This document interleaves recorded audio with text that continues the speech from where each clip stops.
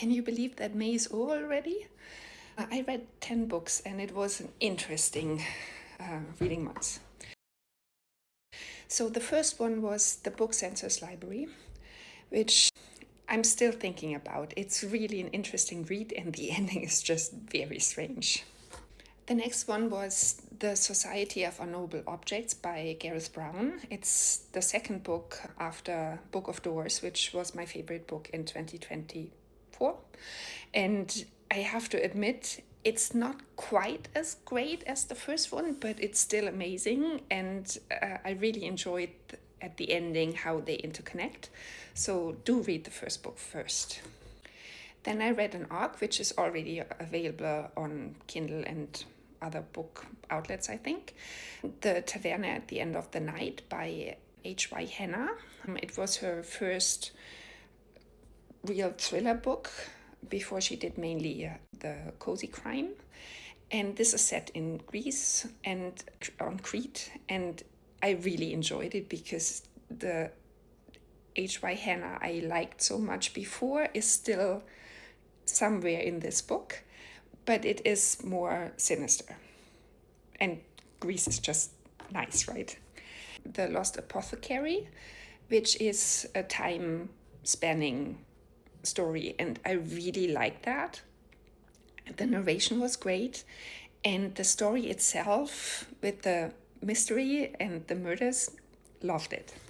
Then there was It's Not Her from Maria Kubica.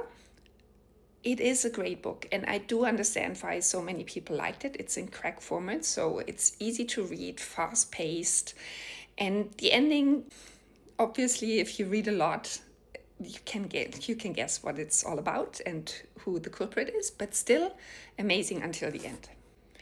And then there was We'll Prescribe You a Cat. I read the first book, even though on my list it's the second. I didn't see that I chose the wrong one, but it's a nice, cozy, weird Japanese story, and I love that kind of book. Of course, it's with cats, and cats are just my thing. Then I listened to Rites of Starling, the second book in the Shield of Sparrow. I loved the first book, and the second book, it's a pretty book. I have the hardcover at home, but I think it's not as bad as some people on TikTok say it is, but it is not my favorite. And if I had to read it, I would probably have DNF'd it, but listening to it is okay. Then the weirdest book I read this month is There Is No Anti-Memetic Division. I hope I pronounced that correctly. It is a sci-fi dystopian, very weird. You have to get into that story, but once you do, it is amazing. But it's not for someone who's just starting out with the sci-fi scene, because it is very complicated. If you're not versed in the time travel idea or the alternate reality idea, it might be too difficult. But it's definitely worth it. I listened to it on audiobook, but then I bought the book because I want to have it on my shelf. Since everybody is hyping The Correspondent, I figured, okay, let's see if my Libby app has it available, and I waited for a while, but then the audiobook was available.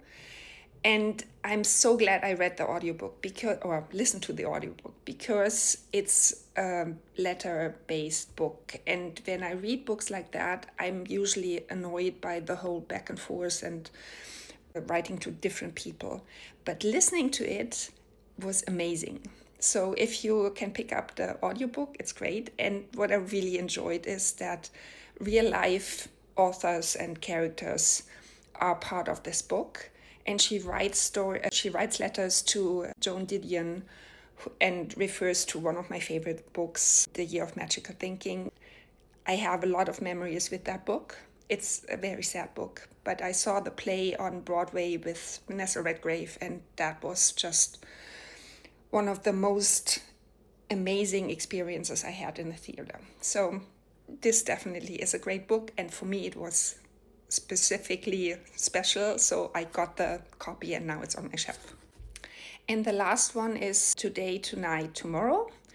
And I actually had this book for like 3 years on my shelf, but with all the books there, I simply forgot I even have an author signed copy, but yeah, it was available as an audiobook from my Libby app, and I'm so glad I picked it up because it is a very nice story. I listened to it basically on one day until like 3 o'clock in the morning because I want to know how it finishes. It is a bit of a coming of age love story thingy and something that I'm usually not so into, but this is a nice narration. And for my frame of mind at that moment, it was perfect. So if you haven't read it, maybe that's for you. And if you've read any of these books, let me know what you think. And until next time in my book nook.